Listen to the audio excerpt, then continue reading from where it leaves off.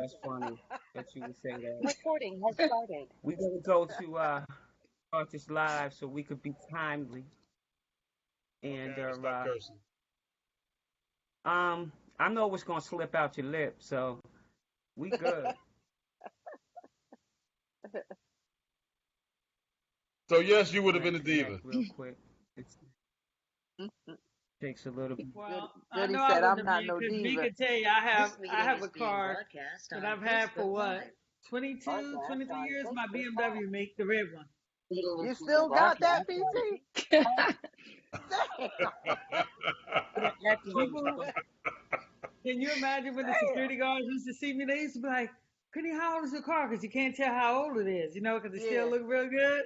And when I yeah, take it to the BMW place, they'd be like, "You have got." When they open the door and see how old the car is, they'd be like, "You got to be the first owner to have it look that nice." And the yeah. only thing made me get another car, my X6, my You M are series, is live. because the guy in the building hit the RX-7 one day, not paying attention, and tore the front up. But they Oh fixed man. it. Yeah. And then because my sister's always out here and got a grandbaby, my hairdresser said, "Penny, you like speed. You'll love the X6 because it's just as fast and it handles like a small car." Dude, I could be Yeah. doing 100 thinking I'm doing like 50 and the car is on 100. You don't even feel Yeah. it. I forget the Yeah. car is on when I get out the car. I used to be like, why the door ain't locking until I realized the car is still on because you Right. can't hear the engine in the Yeah. X6. But I Yeah. still have my red car and I hop in it and people think it's like a new car, but it isn't. 1998, rough. Yeah. There you go. Because you There you had go. before that you had the Miata, right? I Yeah, the remember the Mazda. Miata. The Mazda Miata, yeah.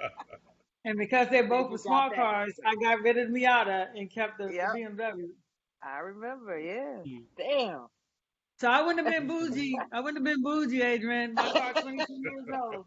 Listen, I'm telling you, I was working these cars. In the Get ATL, that car, in the Goody. Get that WNBA, car. I had four of them when I was in San Antonio. One was a drop top, then a Dodge Intrepid, then I had a Toyota pickup, a Dodge or something pickup, which I tore up every time I tried to back that thing in something. I was knocking down fire hydrants. And then I had a Sebring.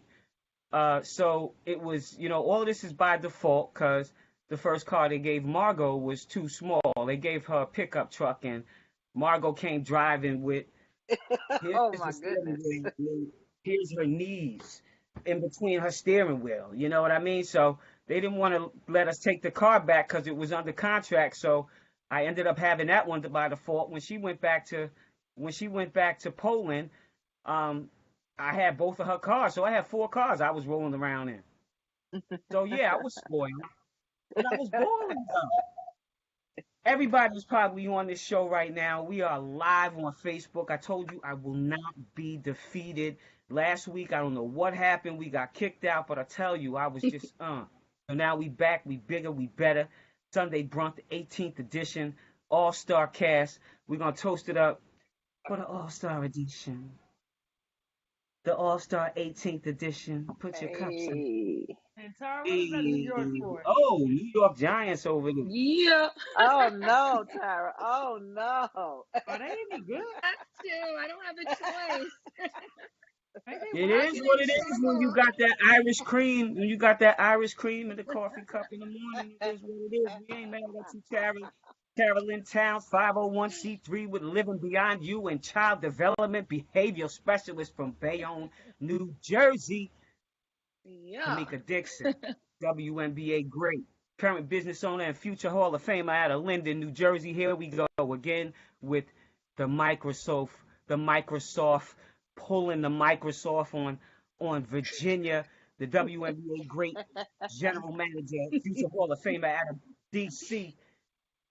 And hopefully we get Eric Williams on here, former NBA player with the Boston Celtics and current business owner out of Newark, New Jersey. Then we got the Godfather. We got the Godma, Virginia Tola. We got the Godfather, Ernest Ruffin, former basketball standout at Bloomfield College. They don't even know about that. And current entrepreneur out of Ooh. Newark, New Jersey. We're going to let you talk about yourself, Ruff. Vid Lamont Bugs Jr., ODU alumni. Okay, former basketball standout and author out of Hampton, VA. He could tell you a few stories about AI, but we're going to leave that alone. Adrian Goodson is your host. Need not say more. Google it. Hall of Famer. Yes, we in the house. Welcome to the show. Welcome to the Thank you show. for having us. Thank you. Yes. Thank Good you. morning. Good morning. Or good afternoon. Morning, Yes. good afternoon. We representing from all across the country. We representing, Harlem. We representing down there in Florida. Where you at? Tampa. We representing Linden. We representing Cali out there in LA. We representing South Dakota, y'all. We everywhere. Bayonne, New Wait, that's Jersey. it. Bayonne, New Jersey. Cornerstone. New Jersey. On your way to Staten Island. Go over the bridge. We hot like that. Piggybacking off of previous conversations, like my homegirl always says. Both the NBA and the WNBA have decided on the season, but whoop, they decided to cut it short. The girls started back up in Bradenton, and the players are front and center still with saying her name, while the men bounce back from a weird change of events. Am I correct, you guys? That began with the Bucks opting out of play, and meanwhile, Virginia, Gamma, the Storm, the Sparks, the Aces, and the Lynx vie for the top spot. Oops, excuse me. The Storm and the Aces clinched the first and the second spot. Let me get that right for you. Correct me because I felt it. However, the teams like the Sky and the Sun and the Mercury, they heating up the stage a little bit. And Minnesota. on a wider Let's scope, not forget them. yeah, Yeah, I ain't gonna forget you. Cheryl's doing an amazing job considering that she pretty Yes. much her team was new. Yes. So I want to give her a big shout out because she's down there doing some good coaching. They right there. I think they're sitting in fourth spot. Third or fourth, yeah. Yeah, the Sparks. Third, it's like they're all bunched Yeah, up. fourth. The Sparks and the Sparks and the Lynx, they have the same record. No, I the think. Sparks like got 11. one. The Sparks got more wins than One game. Yeah, I got one game. One up. More Okay. wins, yeah. One game up. Okay, that's what I looked at yesterday. So who's gonna win it? But that's Who's gonna good, win it? you know. Well, since I ain't the employed Aces. to get a bonus, I don't really care. But it's been a great season so far, and I think it's gonna be a fight to the end. It's gonna be interesting. I want to see if Aces they're are gonna make tough. up those games. Yeah, Adrian, I'm gonna tell you something.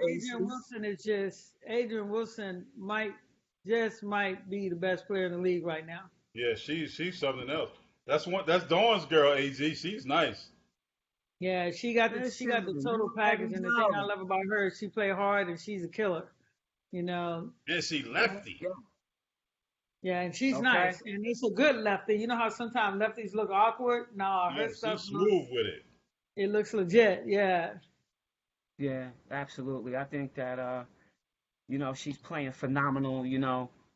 Bill was sitting up in there looking crazy at 1 minute with that haircut and that bandana on his head. He was looking like Chevy Chase out of that movie. I can't remember back in the day where he had that big old afro on. He came out pretending to be a black guy and had on the Lakers uniform.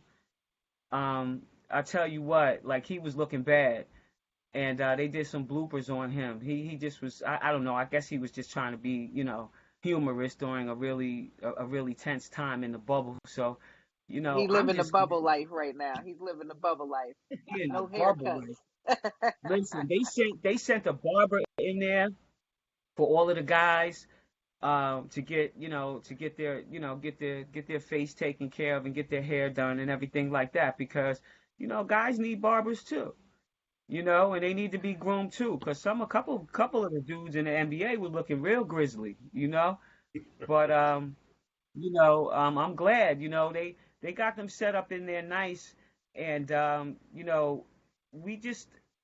a couple of topics that are out there. I mean, on a wider scope, the NBA, they contributed $300 million towards economic empowerment in the black community, but not without 2 days of non-play and player deliberation. So that's the hot topic, and my question is the black athlete redefining the American way of thinking in regards to the sport. And that's based on the WNBA game protests. the NBA game protest starting with the Bucks, and Jacob Blake shooting. There's just been so many things that have gone on. We lost another great in Cliff Robinson this week, and we also lost Lou Olson. There's so many things that are going on, you guys, right now. But can anybody can take this first? Are we redefining the American way of thinking as far as how we deserve to be treated in the workforce?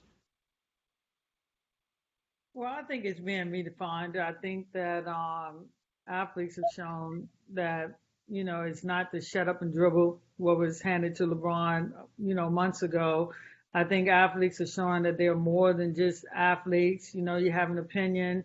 And then, when you talk about the Black Lives Movement, especially let's just talk about basketball specifically, men and women is predominantly Afro-American, but you don't just see those people. I think a lot of people are joining in because it's actually bigger than the game. And if you look at it, because when I say it's bigger than the game, you have a lot of people joining in. Even though I think that athletes are using their platform, because you saw baseball, people stopped playing. You saw in tennis, the young lady, can't recall her name right now, but she's awesome. She didn't go out and compete and play.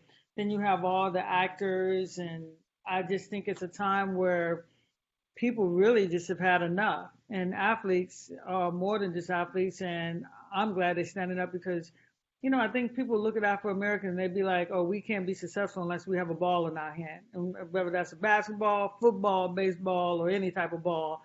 And then the next thing they'll look at like, okay, if they ain't got a ball, they got a mic in their hand. And that's a rapper or a singer. And we're multifaceted. And LeBron is showing you that with him owning undefeated, spreading his wings. You're looking at, Michael Jordan showed you that you're more than just an athlete. And to me, he's the epitome. He not only played, but he went and owned the team now. And that's what you want to do, be the owner. So I truly believe that, it's being redefined. It's a long time. It's long overdue. And I just think, overall,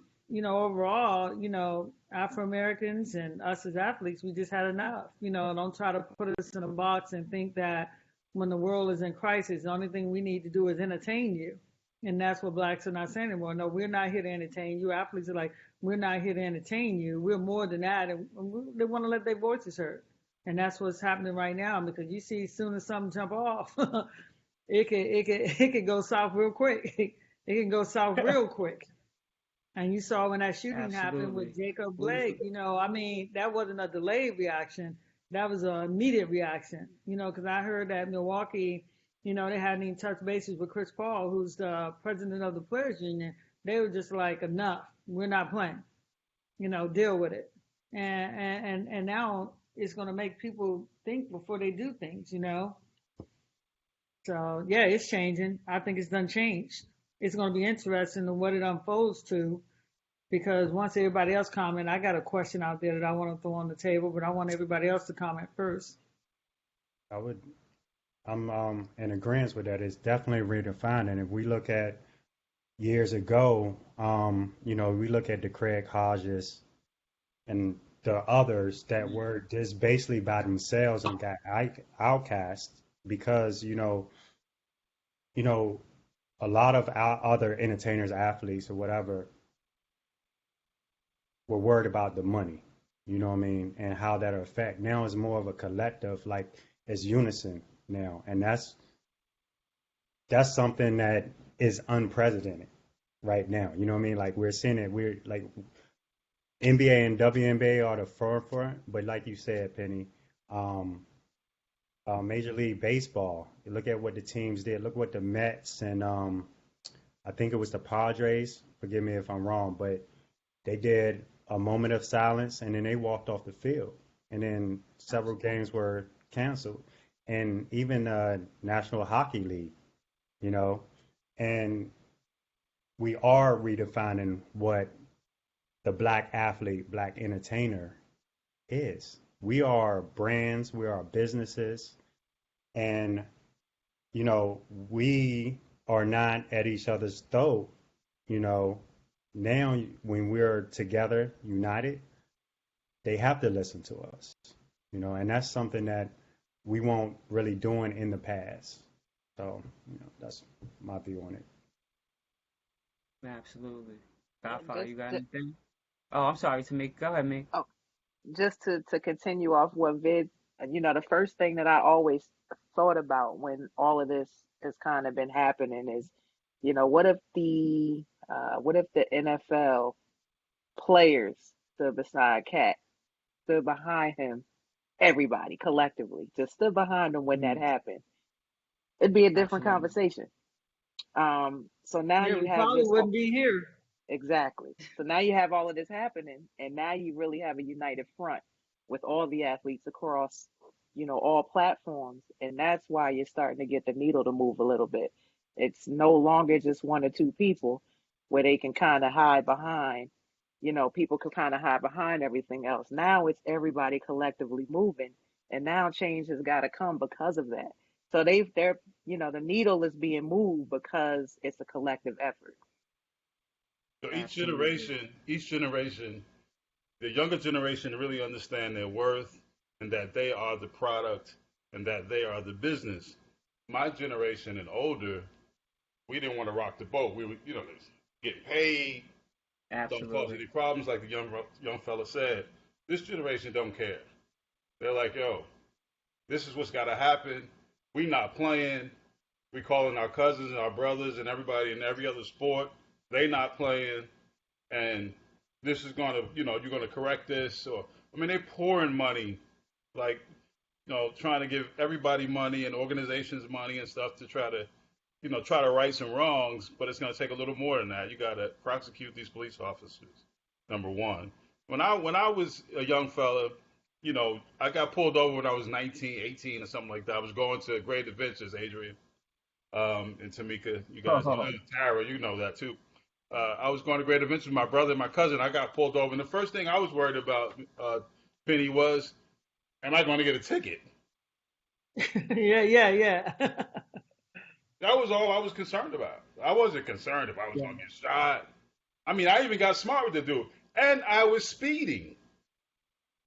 Right? I was wrong. I was speeding, and I was like, "Yo, dude, what you put me over for? Oh, you was doing, you know, 75 and a 60.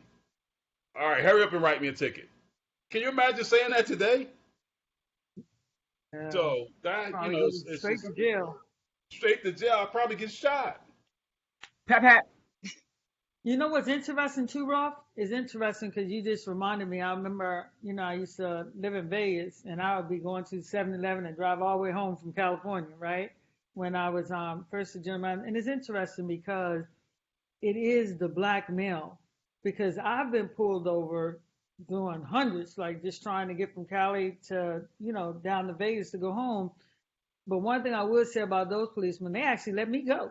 Like they be like, "You were speeding." I'd be like, "Yeah, I know." And I would say they asked for registration, and it's been many a times I can say they actually let me go. But it's something about, I don't know why they're so threatened with the male figure, I'm because a conspiracy because you theorist. don't see the women, having that problem. But if you're a black male, it's like if you even say boo or move the wrong way, you could literally be shot 3-4 times Well, I think the black because male more, but the ladies, I've seen them throwing ladies around, young ladies today. Like, this is crazy. yeah, Like, maybe they have. why I you? just know, yeah. Yeah, I mean, you can't throw the young lady. They're throwing young ladies around and just push the. You can't. Who does that, right?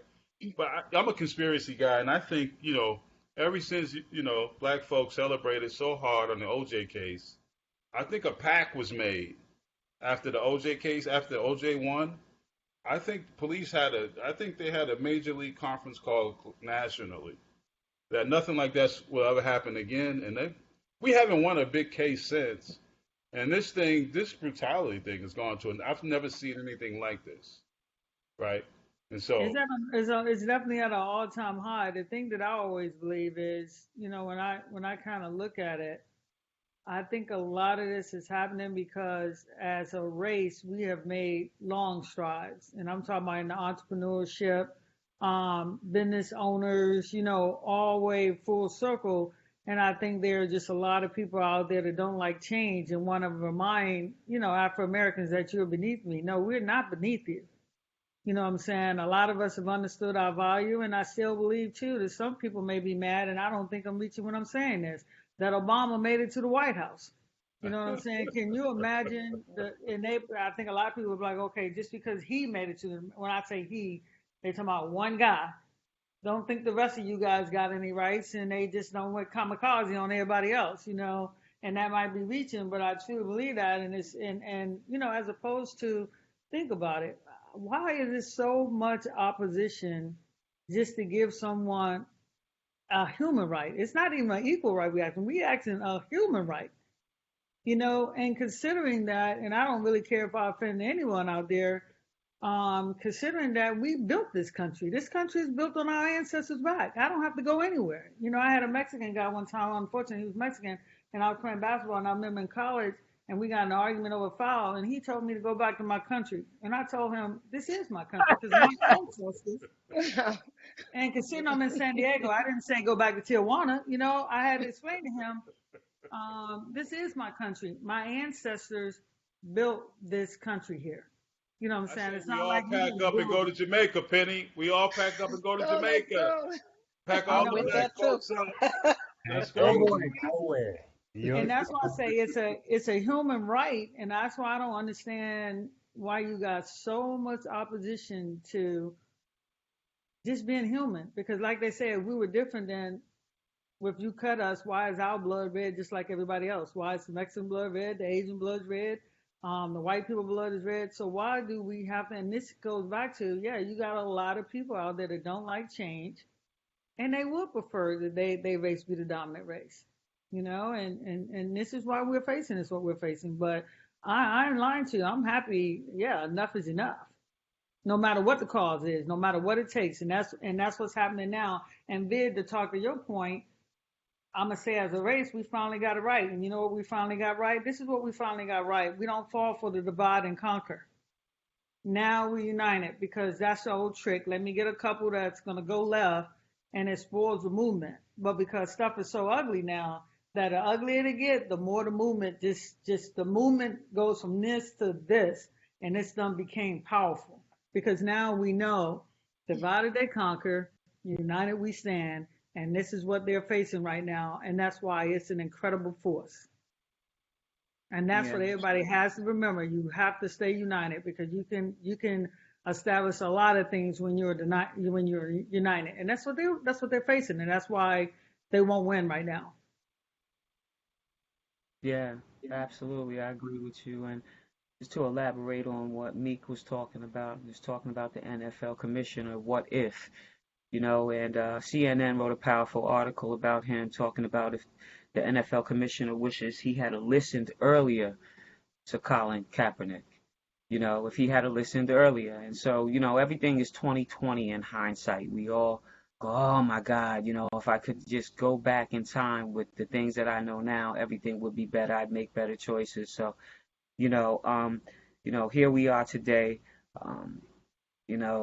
then we always say 400 years, but it's been more than 400 years. We got to get stuck off that magic number 400, because it's been more than that we've been dealing with stuff and going through things. And, I know I've listened to stories from my mother, listened to stories from my grandparents, and, just about, the ways of overcoming. But my grandmother was, she didn't play that racism stuff. And, if you came in the house because you were fighting somebody because of the color of their skin, you was going to have problems. And so, we just have to come up with together as a group of athletes and politicians to work on these issues. And I think that, by them being off for 2-3 days, and sitting down and talking with everybody, talking to Michelle Roberts, talking to Adam Silver, talking with some of the politicians, they did come up with a better plan. And I'm glad that they did decide to continue on with the season, because not everybody's making 100 million, y'all, 190 million.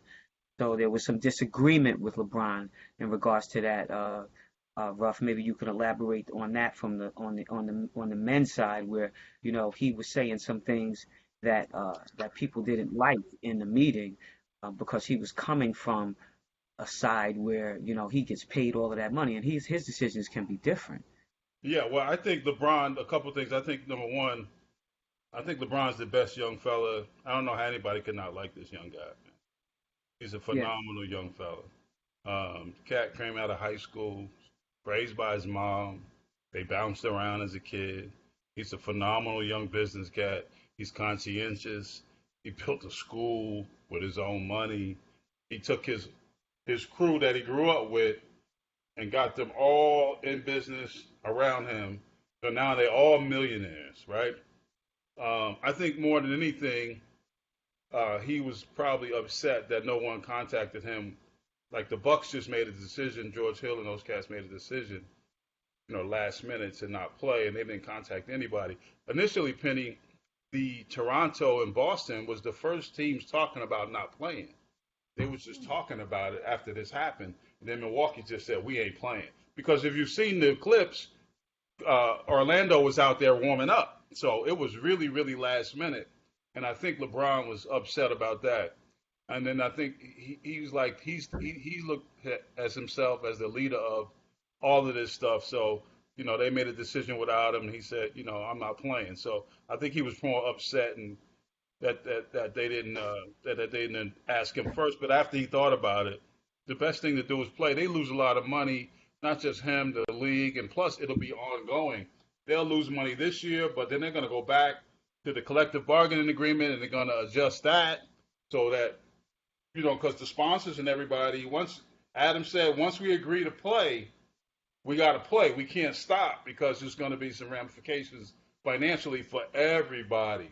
And so the way to recoup those ramifications, they would go into the collective bargaining and take money from those guys even next year.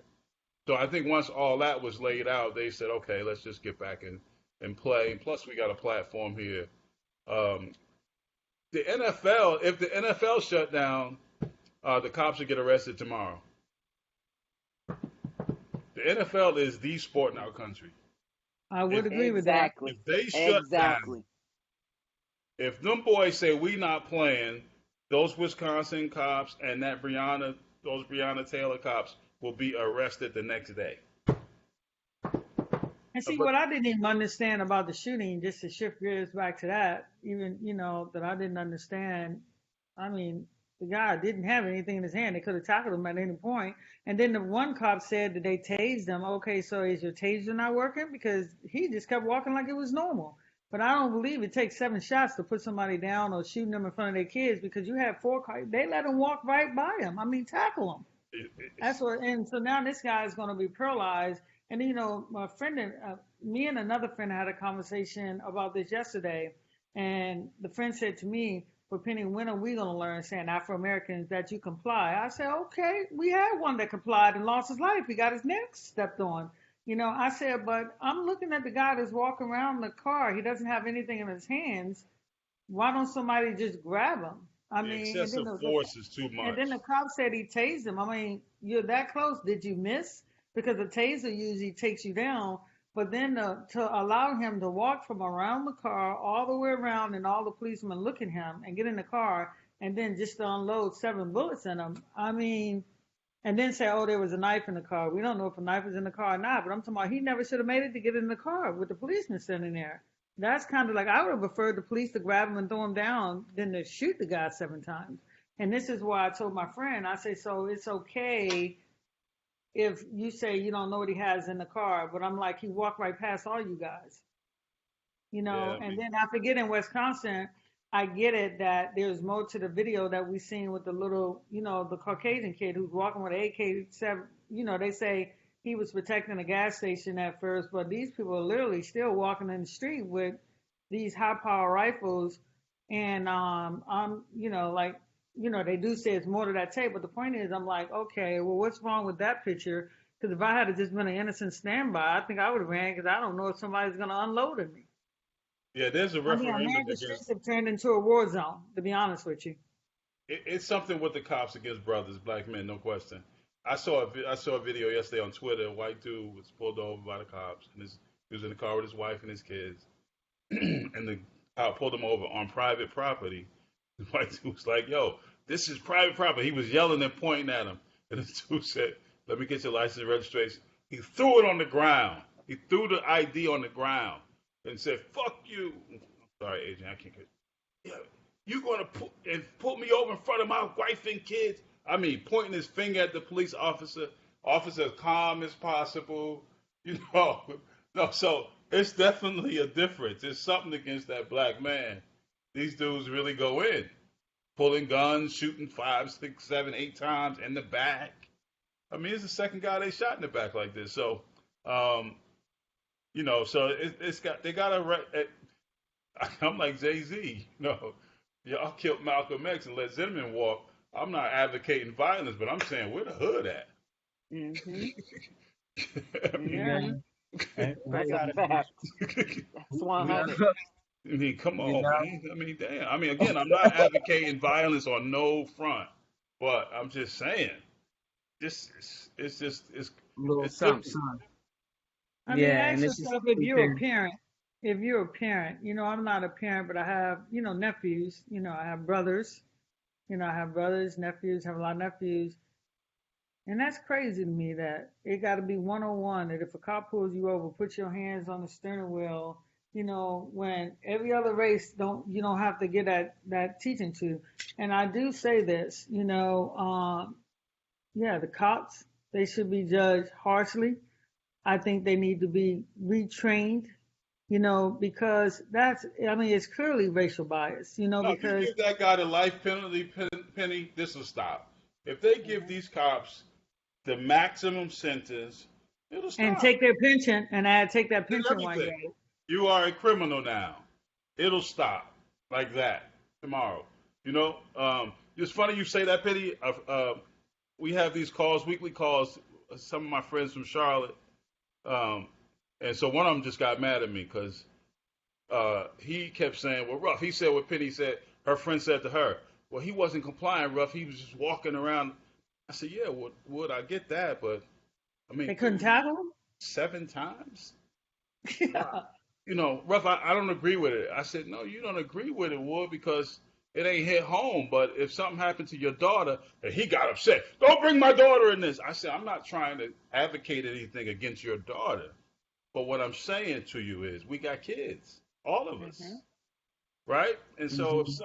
what if your daughter's in a car with a dude, right? You don't know, you don't know how this is going to go down, man. Exactly. So we Yeah. can't look at this like, yeah, he just needed to stop. Come on, man. White people not getting shot like this. And he So was walking. The thing that I got was he literally walked around the car while they just watched them. He didn't have anything in his hands. Grab him. That was kind of like how I was, grab him. And then they're going to be like, well, you don't know if he got nothing in his hand. They looking right at him. And then the guy said he tased them. So my question is, if you tased them, was your taser not working? Because he Right. kept walking without a flinch. Right. So did you really tase him? They said both cops tased him. So now 2 tasers don't work. Get the hell out of here. Come on. Stop it. well, Come on now. Exactly. The the Two other See, thing, two that's tasers why two that's why you tasers got. malfunction. Come and the on. And it's other Yeah, okay. thing is, that's why you gotta Keep it have up. Duracell. Duracell. All I'm gonna say is Duracell. the other And thing then is what this. happens with you shooting in the car if one of the bullets go through him and hit one of the kids that was in there? Because one didn't they age from 3 to 8? Yeah. Yeah, Then they I'm just like, be a dead child. so They don't care. so say the bullet goes through him, ricochets off something, and hit one of the kids. And the thing that really baffled me was, and I know like some people are gonna be mad that I'm saying this. He had the guy's shirt, pull him on back out. He was holding his shirt when he shot him. Why couldn't you just pull him back out? crazy. It's really crazy. It's I don't. like and right. my thing is, why in all these situations is shoot to kill? You know what I mean? Like they supposed to be At trained. close If range, you at have close like, range too. as being a gun owner, when you go and do your even the classes, you're taught like you don't aim to kill unless necessary. You can take out a foot, a leg, you know what I mean? Like if it has to go down that, you know what I mean? Somebody's back turned to you. That's not we if we did that, if we did that and claimed self-defense, we wouldn't get off with self-defense because our life wasn't in danger. Anytime somebody, if you can get away from the danger or the the person that's supposedly be is threatening you or whatever has their back turned to you and you kill them, that's Mm. that's not self-defense. No court Mm-hmm. in America is going to say that's self-defense. So why is it that, these police officers could get off doing those things? You know what I mean? And that's it's not really puzzling to me because I think we have to also remember that this system ain't for us. It never was for us. When it was established, people of color weren't human. Men, children and women were property, and again, like you all said, yeah, Roger Goodell has said, well, he should have listened to Cap. Well, let's be real. He's saying that now because he's saying what's going on right now. He's seeing that business is being affected. Mm-hmm. Before this country, you call it a republic or a democratic nation. Before all that, is capitalist, right? It's about money. Their pockets getting touched. You see what I'm saying? Like, it's the same thing with Washington Redskins. Why in 2020, when the Football Tribe team. Nation been complaining and no sponsors were pulling out, and then all of a sudden, not all of a sudden, but George Floyd in a protest goes and then talks of boycott cotton. Now they want to pull out. You know what I mean? And it's it's a good thing. Don't get me wrong, but we also cannot overlook those factors. It's like as Ruff was saying, the black man. These things are going on with the black men and black women.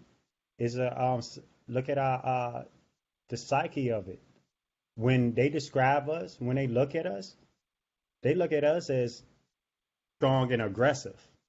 You know what I mean? Strong and aggressive. Look at Inferencing. And God forbid if you have your dreads or your braids like you have in your hair.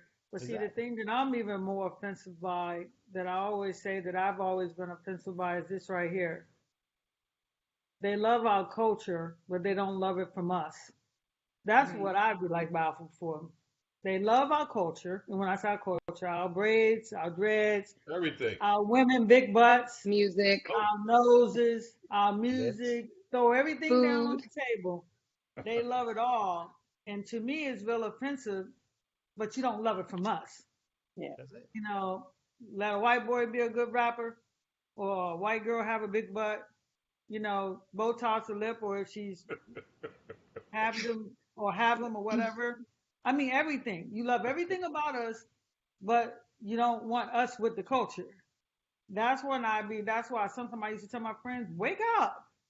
I mean, and I ain't got nothing against them, because I'm going to tell you something right now, and people going to be mad when I say this too. I love the Kardashians, because I'm going to tell you why. They done market themselves to the high heaven. I ain't got nothing on nobody that can into me. Show me the secret, right?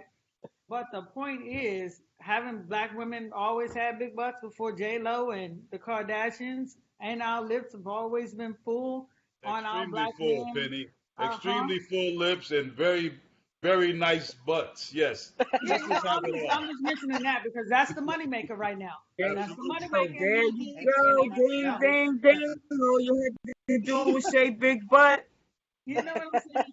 And then I'm talking about like the rap game, and And him go. you look back at the Ice Cubes and the Snoops and all the people before them. They had to fight to get the music on there, but let a white boy throw it down. And I love me some Eminem. Don't get me wrong; he's going straight to the top. He's going instantaneously to number one. You know what I'm saying?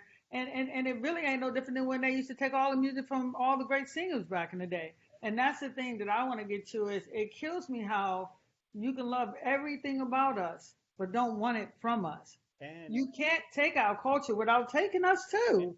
and So, Penny. now can I just say one thing, Ruff? Sure, man. Go ahead. And Yeah, absolutely. and not only they take it, they tear us down. They made fun of our noses, our hair, our lips, our butts, our bills, all of that. You know what I mean? But Clothes then in the and our store ain't even music. made for us. When we go in Exactly. there, we got to buy a size bigger. I have to go get my clothes taken off because I'm one of those ones with that black girl butt. You know what I'm Yeah. saying? But they want it. It's They want the crazy. lips and everything. You know what I mean? So Penny, the Tell reason you this why right now.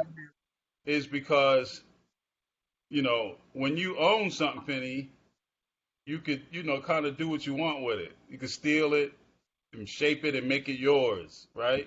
Yeah. If you don't have it and you got it and it looks good on you, I could steal it from you. I could get a new butt. I can get new lips, right? I can steal your music. And so it goes back to economics, right? And until we start really owning things and stop selling them, like I never understood why these guys sold the rap industry back. Hmm. Like when we're old enough to know when rap music first came out, nobody was messing with it but us, right? And so when Puffy and them and Russell and them started them companies, man, you know, every rapper who could rap got a shot. And then they sold those companies back, and now you only get 4 or 5 at a time, okay? That get put on.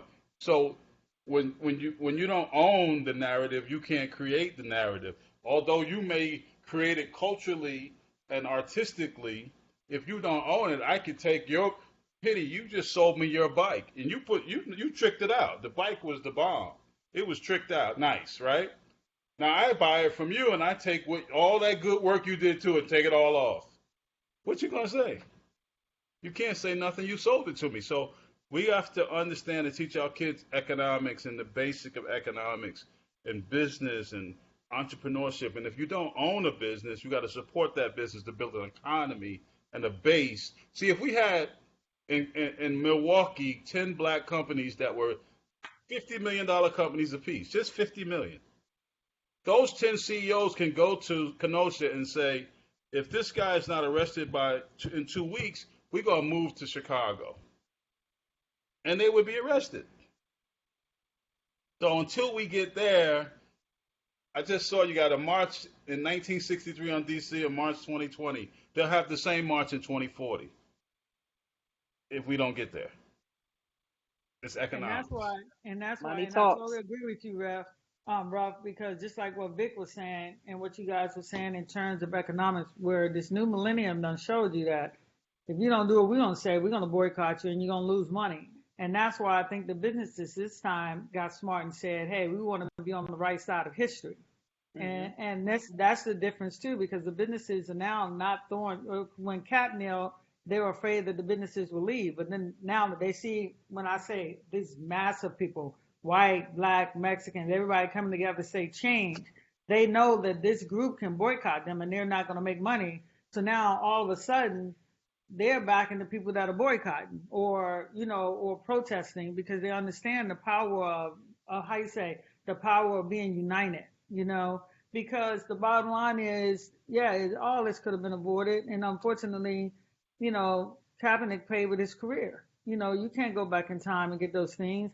And, and it's like I said to a young lady, I gave a speech. It was a virtual one, maybe 2 weeks ago. And, I was asked a question and I don't care what you read. I don't care what somebody really tells you until you black and have your experiences, because I know what type of black experiences I had being a black woman. The thing that they try to put on people talk about the black male. When you're a black woman, they always try to say when you're powerful or you're strong and you speak up for yourself, we're an angry black woman. No, we're Hmm. not an angry black woman. I told somebody, you'll never know.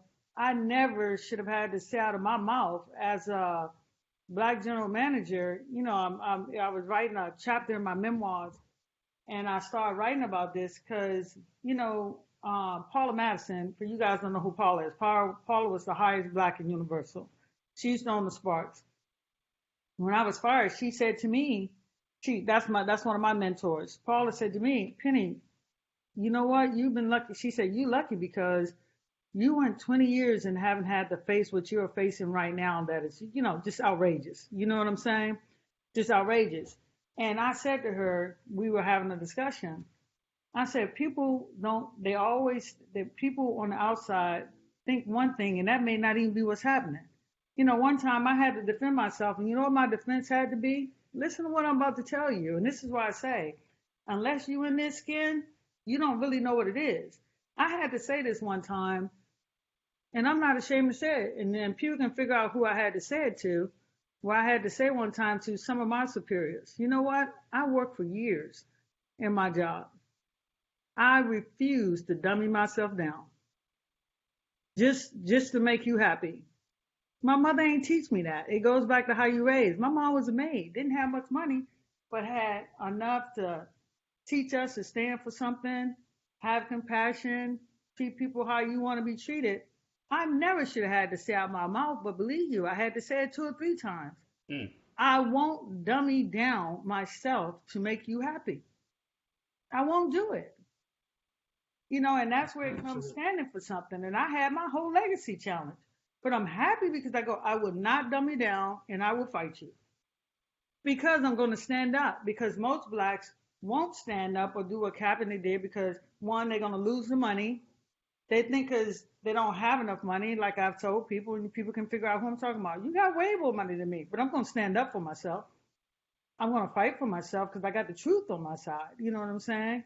And you have to not be afraid of all those things. And the thing that I say that people forget is I don't come from money, so I don't value it like that. Yeah, money give you freedom, but it's not. I'd rather be a happy person, you know what I'm saying, and stand for something. But yeah, on many occasions, like I say, 3 that I can remember, I had to say, you know what, say what you want to say, but I'm not going to dummy myself down. You can make me look, you can threaten me. What about my legacy? My legacy is going to be I stood up for myself. When black girls look at me, I want them to say this right here. I was amazing. And I'm not even saying that to be conceited. I know what I've done. I think I'm the only black GM, male or female, if you look around any sport, with 3 titles. So where was everybody championing me when I had those 3 titles? And like I said, not just female, male. Show me another male that has another male executive in sports that has the resume I have. There isn't one. No, it's So tough. this is why I said, You got a hell of a even point. threatened with my job, I wasn't going to dummy myself down. I'm not afraid to be embarrassed. I'm not afraid if you think you can humiliate me. You will not push me around. I said, I will fight. And no matter how it looks to the public, and this is what I told my friend, you and my friend is Caucasian, and he's cool. We were just having a conversation. I said, and I don't care. You can say I know how you feel. I sympathize with you, but you really don't because your skin is not discolored. People don't understand what we go to do. And ask yourself this. And I think we all have did this. And I realized this when I was maybe in 30 and it first happened. Sometimes people are offensive and they don't even know they're offensive. I'm sure you faced that. I'd be like, wow. One time I thought I was being called Uncle Tom, but just haven't been said the words. You know what I'm saying? But I was like, and that's what I tell people. You have to stand for something. But we're talking about the black men now, and people just don't know that. But if you're a black female, it's a whole nother can of worms. And God forbid if you're powerful. And when I say powerful, now if a white, and I'm just using this, if a white person speaks up, they're passionate. A black person, they're angry. And when I say powerful, I want to define what power is, okay? This is what I mean by power. Intelligent. Mm-hmm. So I want to give the power what it is. If you're intelligent, can articulate what you want to say, or don't get along with it, it's, yeah, you're an angry black woman. And this is the thing that I think people need to put out there because, we're discriminated against as well. And I think while we're talking about Black Lives Matter, that needs to be brought to the forefront. I wanted to jump in here and take it back to, I was listening to everyone, and these are very incredible points, and they are very true. I want to take it back to what Vid said about this, we were bought here as property. And the mental part of it is the reason why we're still sitting in the hamster and the wheel. The mental part was when we did get here, the black male was feared because he was strong, he was robust, he wasn't an animal. And so that fear paralyzed, the masters or the white people or whoever who brought us here. They used that, then they put it back on the male by taking him away from his family, splitting up the unit. So he's by himself. Now the women are on the plantation and they're with the babies. And even the babies have been ripped from the women as well. And then, the difference between the light skin and the dark skin in the field versus the bed wenches and different things. And this mentality, honestly, is the poison that keeps us as a people where we are today. That's where you have to look at it from. Why is the black male targeted? Because he's strong. What they fear is our resilience, right? Fought us over, beat us, killed us, shot us in the field, raped women, children, and we're still here. They're just not going anywhere. So that fear is a fear of our resilience. But the flip side of that is our fear is not knowing what to expect on the other side of the opposition. So I say this with COVID. Everyone has been neutralized, right? Celebrities aren't performing. Everyone's equal now. You can reach people that you can never reach before. People are now starting to say, you know what? I could give more as a celebrity. I can give more. I have this money. I have this power. People are starting to hone in and tune in to themselves because we've been ripped right now. Seriously, this is a positive of COVID with status quo, money. You can be a billionaire and still die from COVID. You can be a billionaire and all your businesses can be shut down because they're not open, right? So now things are neutralizing and the pedestals are gone. Everyone's feet are touching the same ground right now. So this is why we're seeing a lot of progress in this, because we are moving. If you are not moving, people are not going to buy you, right? We sell ourselves by our actions, not by our words. So all of these protesting things and different things like that, they're seeing that we're not playing, but we're seeing more importantly that we're getting results. Because that's why people don't do things. It's either fear or lack of motivation because they don't know, okay, I'm going to lose weight, right? But I don't know if I'm really going to do it. So, but once I see that little 10 pounds going, I'm getting on that treadmill even more. I'm going to eat healthier. So they're seeing now, look at us combine, just bringing it back to slavery days. One slave would run and get away. But when Harriet Tubman began the movement, she also had white Republicans. Okay, these are the people. We started out as all Republicans. There weren't any Democrats until they split it. A lot of people don't know that either. Okay, and so these people, socialites, started to help. Why? Because they saw the results of her sweat and blood and other people. People came here and they started setting up shop. We are smart people and we are resilient. Resilience is even better than having the knowledge, because no matter what happens to you, you are getting back up. You're like that bug that just won't leave you alone. You done smacked it, stepped on it, still flying. Like, goodness, what in the world? That is an annoyance to people, and that is also very, very scary. I could step on them, I can rape them, kill them, take their money, overtax them, send them to jail, shoot their kids in the back, and they're still here. Power.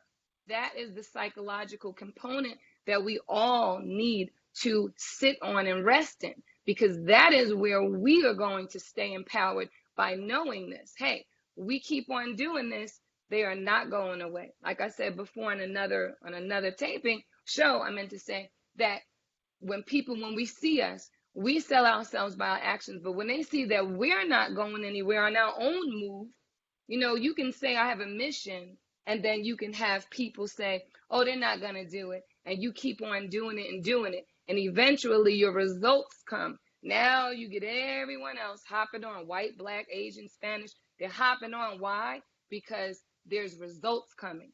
So it's not even an advice, it's just an overview. But to keep it going, this is why we're seeing it's sustaining, because we are being consistent and we are not going away. You in your face method, in your face. Yes, people are dying. People have died all along to get us to where we are right now. But we are equal right now. What is celebrityism right now? Because you have to play inside of a bubble. There's no shows anymore for all of the singers. You doing little online stuff, but you are just like everyone else, sitting at home, people working, different things that we're doing at home. And you are more reachable. But more importantly, so much loss is happening that you are now scared yourself. And now you're going to start reflecting. what can I do differently? Let me invest in a school for people. Let me invest, 300 million to up, root our young men and our young youths out of the situations that they're in. Let me. Why? Because we are seeing that no one is exempt from this situation at all. You could die, get sick, just like anybody else. Billionaire, $2 in your bank account. That equalizes and it neutralizes and it plateaus where we are in society. Now you can see a societal shift which is taking place. Anyone who believes, oh, it's this, no, it's taking place. We see it. Now is the time. Now is the time for us to take the reins back. And this is why we have to keep on going and why we have to keep teaming up, and the crabs in the bucket and all of that stuff has been in the past. And if had we known then what that does, we could have been seen more change. But we were trained. It's a psychological thing. We were trained on that plantation, seriously, to not be anything but less than, to where we believed it so much that we wouldn't even read, and smart. We wouldn't even do things that we knew we can do, except for go to church on Sunday because they allowed that. And that's how we came together. But we could have did this. So happy to see that the fear cycle is starting to break. And the more we even and the more people that come on, guess what happens? Because it's all a conditioning system. Those men target our men today, and they targeted them in 1790 as well, because they're scared. They're scared of the power. They're scared of the resilience, and they're scared that we're relentless, right? They broke people's foot.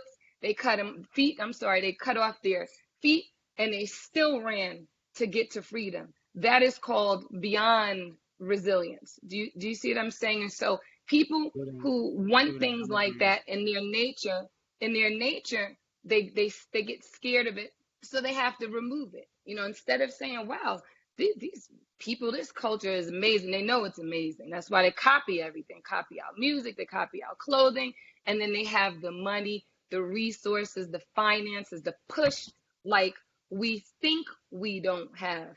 But there are small business loans. There are mentors that will help you. There are things out there, you guys, especially, I don't like to hear people say, oh, I want to go back to school, but it's so much. I can't get a loan. Yes, you can. There's grants, there's loans, there's Obama opened up for moms, single moms to go. I use that grant to go back to school for master programs. There are things out there. Get up. Don't be afraid anymore and advocate for you. It's your life, and it's the life of who's coming after you. More importantly, you have children, you have nieces, you have nephews. This is the time. Get yourself together. I keep saying turnkey. We like a house. When we shopping in real estate, we want it to be turnkey. What's your turnkey when COVID lets up? The best way that it's going to left up. When you leave up, when you open up the door, what have you done while you were down all this time? Don't talk about it. Do it. That's all I have to say. Well, here's the thing that's going to be more important.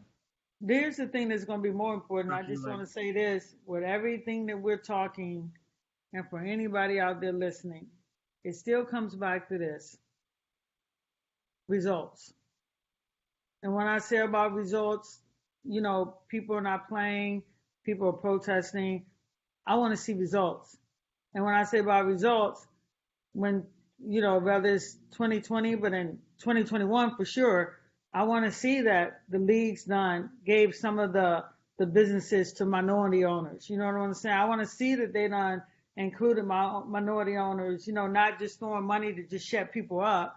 I want to see the meter that what did that money go towards? What did it help? You know what I'm saying? And this is why I tell people, don't be fooled just because how many times, and I'm not talking about the league, I'm just using it. How many times people say, oh, I gave money to that, but they really didn't. They really didn't. I want to see results. Like I said, everybody's always talking and they say they're doing it and it's moving. No, I want to see the needle move when minorities can say, hey, you know what? I'm invested in the league. They bought me this business. And I'm talking about any of the sports, because that's true progress. You know what I'm saying? Results.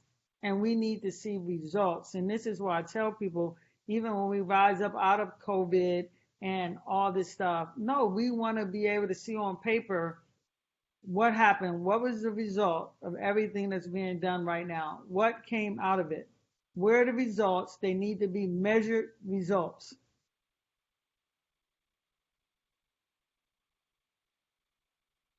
Yeah, absolutely. Measuring results. I can't agree with you more. And I got to prompt in my guy, Ruff, and also, you know, Tamika, too. You quiet back there. So, let me read you a little something from Jaylen Brown. Okay, and this is really the reason why I feel like all of this walkout happened in the first place. Um, and I know it has to do with a lot of players' hesitation. Now, we had the lockout in 2011, right, Ruff? Yep. And um, Jalen was saying part of the hesitation to support the owners of the teams is because they already go far with with the other three-part initiative that they had when they had their lockdown.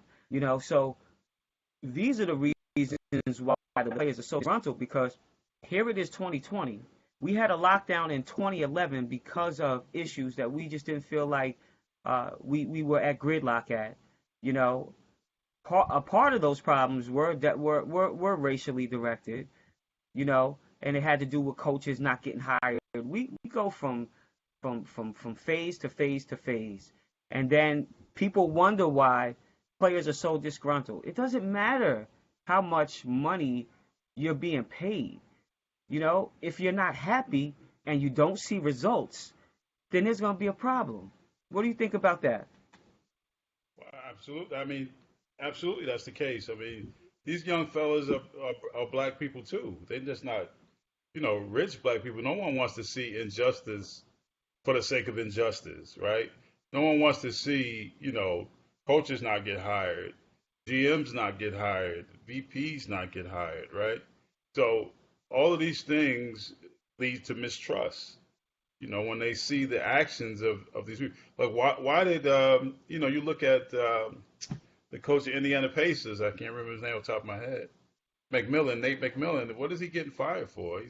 He's been there 4 years. He just got fired. They've been a playoff 4 years in a row.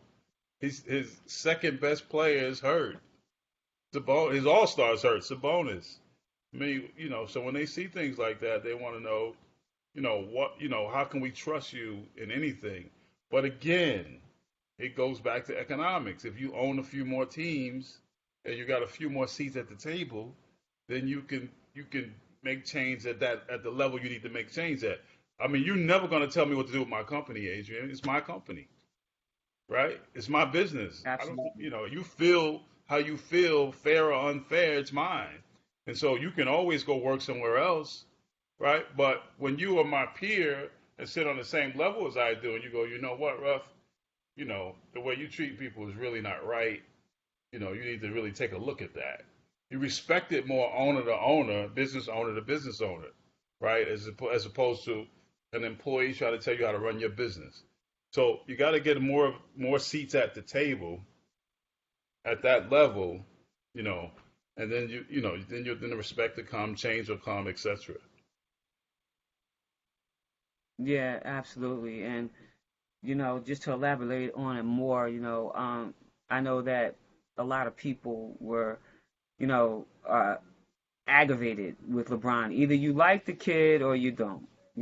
It's one or the other. There's no straddle the fence with the guy. On one hand, he's just slaying, and then on the other hand, he's still young. He may make suspect decisions in regards to telling everybody, hey, let's just all walk out. That just be the easiest thing to walk away. That's always the easiest solution.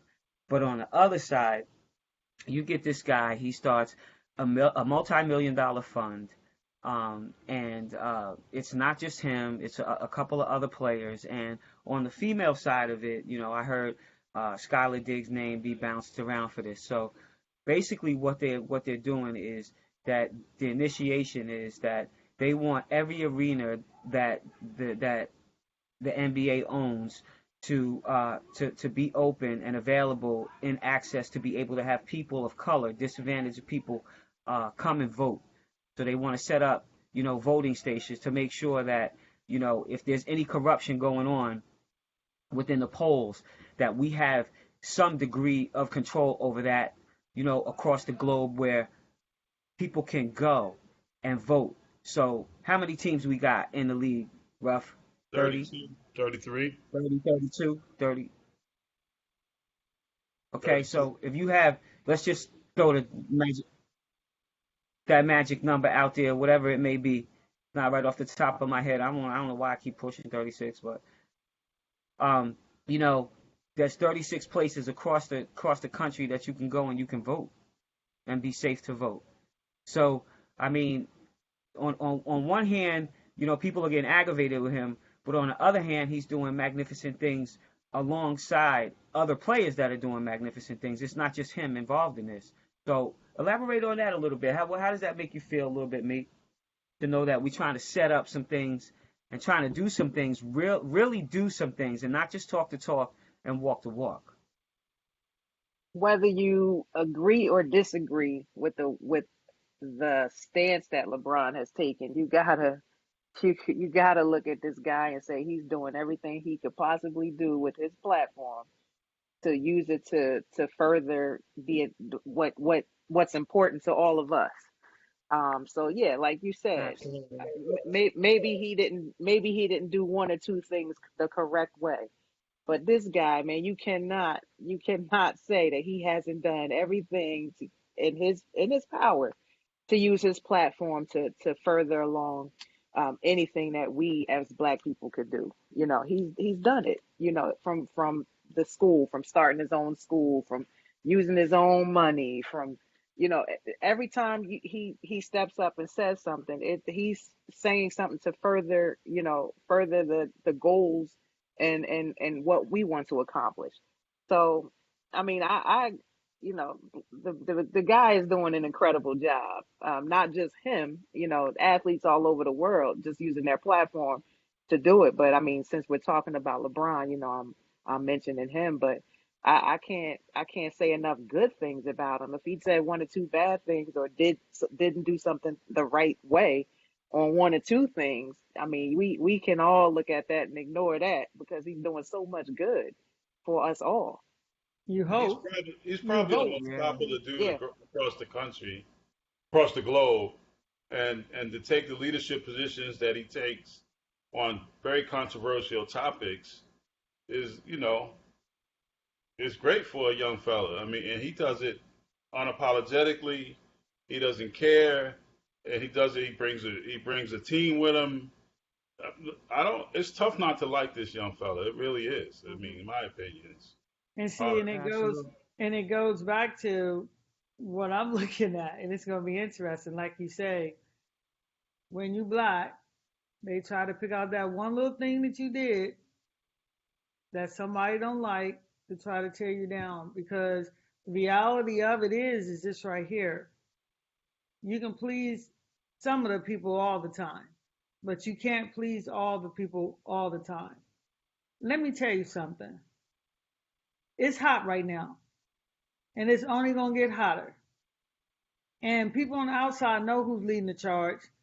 So get ready, because LeBron's about to take a couple of hits. Because they figure if they can knock LeBron out or discredit LeBron or make him look like the bad guy or turn some of the young players against them, then here we go again, back to what Vic said, divide and conquer. That's the easy solution when you're trying to defeat something that's moving, divide and conquer.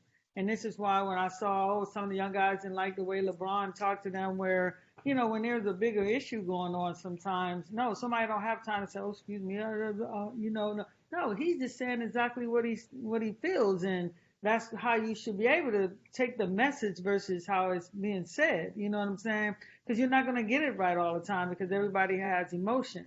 And what I said about LeBron, that's why when I woke up and I read those articles, and even some of the articles that you sent, how people are taking a shot at LeBron because they know he's a leader. Yeah. And they know if they can discredit the leader, they break the pack. And this is why I'm telling people now, don't be fooled. Don't be fooled by the sauce. Or, what they say, don't sweat the small stuff. Because when you start sweating the small stuff, you're going to lose. And that's why I say this ain't going to be the first time they're going to try to discredit LeBron. They know the head of the horse. They ain't trying to shoot the body. They're trying to shoot the head. And that's why I tell people, don't feed into that, or just because he may want to do something you don't want to do. That's where that communication, you have to stay communicating. You know what I'm saying? If you don't like something, and I say this to everybody, don't take it outside. If you didn't like it, go tell LeBron. I'm sure he'll listen to you. Be a man or be a woman, or be the mature person that he is, trying to stand up for everybody, and go have a conversation with him, because that's when the communication is lost. When people don't want to communicate and people want to be different, people want to challenge the leader. No, there can only be one Batman. There weren't Batman and Batman 2. There's one Batman. LeBron's Batman. You know what I'm saying? And that's why I say, and if you got a problem, go have a conversation. But don't, that's why when I was reading, I'm not surprised, because I understand it. I understand it. Mm-hmm. Discredit the hood, discredit the horse, take shots at him. If you can, shake it up, turn everybody against each other. Because like Vic said, if you turn everybody against each other, you got chaos. Nothing gets solved. But if you can stay united, and like I say, you ain't going to please all the people all the time. That's just the way it is. Sometimes you got to eat some stuff. So just eat it and keep moving. And that's sorry to jump in, but Yeah, just exactly. to piggyback No, and go bring ahead, certain things around. That's one thing I get mad. I know Adrian probably seen a post that I did maybe a week or two ago about how we tear each other down. Yep. We have to stop doing that also, no matter who it is. If we don't like Absolutely. someone's view or whatever, like you said, Penny, keep it in house. No other culture does that. You know what I mean? And, just going a little bit further, when we talk about economics and history, the Jews, the Asians, even Come on, white Vic. people, they teach, okay, we go to school, we learn the white man's history, right? But when they come home, they learn their history. We have to start teaching our history, economics, showing that we are, not were, kings and queens, that we built Yes. this nation and other nations, that algebra started in Africa. That's why I like Nas's new album. I'm a Nas fan, but Me too. he preaches It's about that. He talks about excellent. how algebra came out of the dumbest part of Africa, right? And how that, oh, well, Michael Jordan gives back just as LeBron James, but Michael Jordan does it quietly. You know what I mean? Like, we throw shots at each other for not doing something the way we see fit. And then, as Penny said minutes ago, and I always preach this, you cannot understand something unless you've been through it. I will never know how it is or understand how it is to be a woman. A white person would never understand how it is to be black, and vice versa, because we don't have the same experience, but we can talk and see why we are how we are. You know what I mean? And we won't really fully understand that person's experience, but you will understand, or not understand, but see why this person's action are like it is. You know what I mean? Like somebody that never been touched, like given affection when they were kids, when they're adults, they either do two things. Either they seek affection, or someone like me, not saying my mom and dad didn't give me affection, but I don't like being touched. You know what I mean? It's a reason for all that. You see what I'm saying? But talking helps us see why someone may feel act a certain way. So, but I'll close it in by saying we need to stop cutting each other off, keep it inside, and just talk, and understand it's okay to agree to disagree as long as we're able to communicate. We can walk away from the table not being in total agreement, but you said your point. I listen. That's the key thing. Listen, not heard what you saying, waiting for you to finish so I can jump in, but I listen to it and I process it. and you do the same. And I think that's when, of course, with other actions, that we as a community and as well as a world will become better. And I think that that's what the WNBA and the NBA did and is doing. They actually sat down and heard these things out, and of course, like Penny said, we all know you're not going to agree with someone all the time. It's just not going to be like that. And people are not going to like you all the time. But we need to teach our history, economics, saving money, that we're kings and queens, beautiful Mm, people, mm, and that being that we are kings and queens, and our fellow man are king and queens, and we show respect, and that it's okay to not like their message or whatever, but we don't have to cut them down because it's only holding us back. And no one's really, when you do that, they're not taking us serious. That's the old Willie Lynch syndrome. Willie Lynch, his letter, talked about that, pitting us against each other, male and female, lighter skin against darker skin, educated, uneducated, have and have not. And we're just repeating the cycle over and over again. And it's sad that we're talking about LeBron getting backlash for the things he's doing and has done. It infuriates me when we could even compare him to Kobe or him to Michael Jordan. You know what I mean? As a great, admit, not in a comparison of they're great, but then we will tear one down in order to make our point. That's foolishness. You know what I mean? No other culture does that. So I'll just, shut up on that note. But insanity, and Yeah. I'm proud of you, brother. I'm proud of you, brother. You know, you, this young man right here came a long way, and that's all I'm gonna say about my little nephew right there from Old Dominion University. We go way back like 6 pack. Um, Adrian, let bottom me line throw this is, in there. Just real quick while we on it, like what Vic's saying, and Vic, I agree with you 100%. You articulated that very, very well. And just to put the final button on that, I think people don't understand that America is the greatest country. And what we have to understand is that there's more than enough for everybody, versus they try to feed us that if I have it, you can't have it. You know what I'm saying? Like what you're saying. But what we have to get to as a race in the country is that there's enough in America for everybody. And that's basically the point you're trying. We don't have to tear anybody down. We don't have to rise anybody any higher. That's what's great about our country, and that's the message that's lost. That we can help each other, and guess what? There's still going to be plenty more left because this is a great country. There's more than enough, but people have to really buy into that, believe that, and understand. And look, I don't go to church, but why do you think the Bible even say it's better to give than to receive? Because there's more than enough that you're gonna get your share. You know what I'm saying? And my friends probably, if they're watching, they'll be like, "This girl ain't been to church since gone no window." I haven't, but I understand that.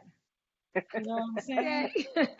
I understand that because I know there's more than enough, and that's why I say you get joy when you give, you're happy when you give, and it's true, and I know that at least for me, and that's what you said was so perfectly and so articulated. I mean, it was great, but like and just to put the button on it, for everybody out there, it's more than enough for all of us. And even if all of us are eating the same from the table, guess what? That's more where it's more where that came from. And that's what people don't understand. I just wanted to add to that real quick, Adrian. Going back to that, what Vic said, I definitely co-sign everything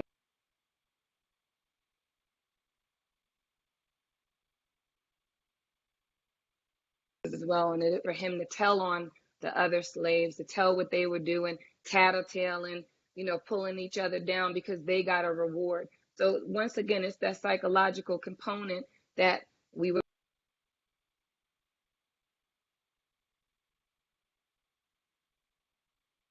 No Wi-Fi in South Dakota. Yeah, I'm about to start on time. We were trained. Your Wi-Fi in South My Dakota. Wi-Fi is off. Nah, Yeah, you just broke out. frozen. Don't Okay. get So frozen. You know how they do you. my point was Penny is already started in. Penny already started. That wasn't me. That was rough. okay. Is it on now? Yeah, Yeah, you we can good, hear you now. Not. Go on again. It Penny, probably hey Penny, I'm a little upset being the church going guy every Sunday. That You know